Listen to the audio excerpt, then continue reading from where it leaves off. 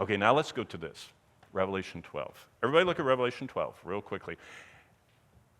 Oh, we have a hand still raised, yes. Sorry. For the memory verses, is that going to be a question on our quiz that we say we memorize them? Very good question. I don't know. Do you know why? New York writes the quizzes and the tests. So I don't know. I just told them for this class you're supposed to memorize it. So I don't know if you're going to write them out the way you guys, do you still write out verses? Do you have verse quizzes? Isn't that funny? I've been around so long. Did you know that it used to be hard? Every week you guys had to write on paper every word of your verses. So they don't do that anymore? So I have no idea. Ask Ginny. And give her a hug when you ask her, because she's been doing this a lot longer than I have. Any other good questions like that one? Nope. Look at this. Now, I told you this is when class gets really interesting. Did you know Revelation 12 tells us there is it's not just Star Wars that in a faraway galaxy, whatever. There's a galaxy-wide cosmic being, demonic warfare going on right now today. And when you look out at all the telescope pictures of the universe, think about that's just the visible world. If you could see the invisible world, it would give you shivers. And it says this, now a great sign appeared in heaven. Look at this. There are 7 of these. This is the first one. And in verses 1 through 3, we get introduced to these 7 signs, and they continue all the way to chapter 19. It's a fun study to study all of them and what they are. But a great sign appeared in heaven, a woman clothed with the sun and the moon in her feet, and on her head a garland of 12 stars. Sounds really interesting. And then being with child, she cries out in labor and in pain to give birth. And another sign, here's sign number 2, appeared in the heavens. And it's getting even better. A great fiery red dragon having 7 heads and 10 horns. This is just, wow, it's like science fiction. And 7 diadems on his head. Oh. And his tail drew a third of the stars to heaven. Now, we would just be off in some dream world if we didn't get a key to understand the sign. Look at verse 9. So the dragon was cast out. So who is the dragon in this story we're reading? Verse 9. He is the serpent of old. Oh, we're in Genesis 3, the serpent tempting Eve. Called the devil. Who's that? That's the one that tempted Jesus in Matthew 4 in the wilderness. And Satan, who's all the way through the scriptures as God's adversary, and look what it says, who deceives the whole world. And he was cast to the earth, and his angels were cast out with him. So that's the key. Now back up to what I was just reading.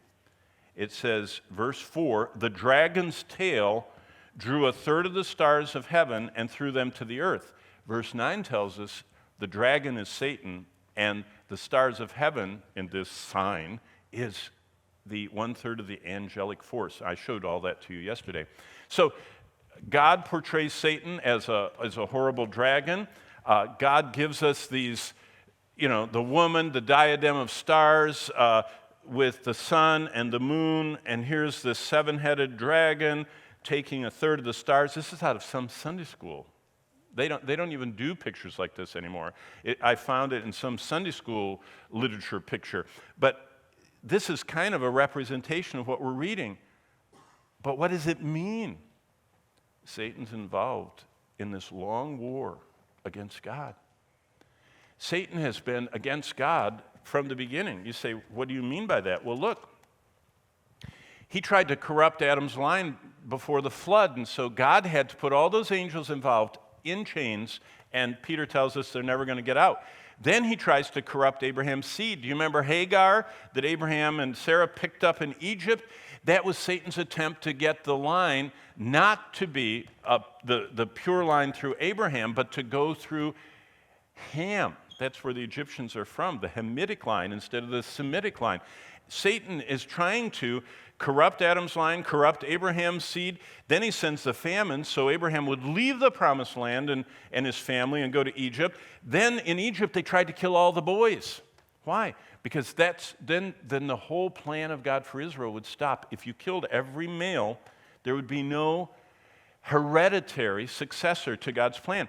And so then, if if they couldn't kill all the males, Pharaoh decided to just drown all of them, and he pursued them in and was going to kill them all in the middle of the Red Sea. And of course, we know he got drowned, or his army did. And then Satan tries to destroy, and he destroys all the descendants of David except for one, who is carried off and hidden. If you remember in 2 Samuel 7, the covenant with David. And then Joseph, do you remember Joseph was afraid to marry his betrothed Mary, and then Herod tries to kill all the babies. And at Nazareth, what do? They try and push Jesus off the cliff. Do you think the Nazareth people thought of that themselves? No. Satan came to kill and steal and destroy, and he is forever opposed to God's plan. Do you remember when Jesus was sleeping twice in the boat, and the boat almost got swamped with water? Those guys had been in storms all their life. It said they had never seen a storm like that. In fact, the Greek word is basanadzo. We would call it a hot tub. You ever seen a jacuzzi? How the water just goes... That's what the Sea of Galilee became like. It was unnatural. It terrified them. How did that happen? Satan is the god of this world. And he was trying to drown Jesus. And if you can't drown him, Satan got him crucified. Do you know what Paul said about the crucifixion? He said if the rulers of this world had known what they were doing, they would have not crucified Jesus. He's not talking about the Roman rulers. He's talking about what Paul talked about, the rulers of this world, the principalities and powers and rulers of darkness of this age. They did not know God's plan was that Jesus was going to be crucified. So all of those and a whole bunch of other attacks of Satan are just summarized by this strange chapter 12 that we're in the middle of here.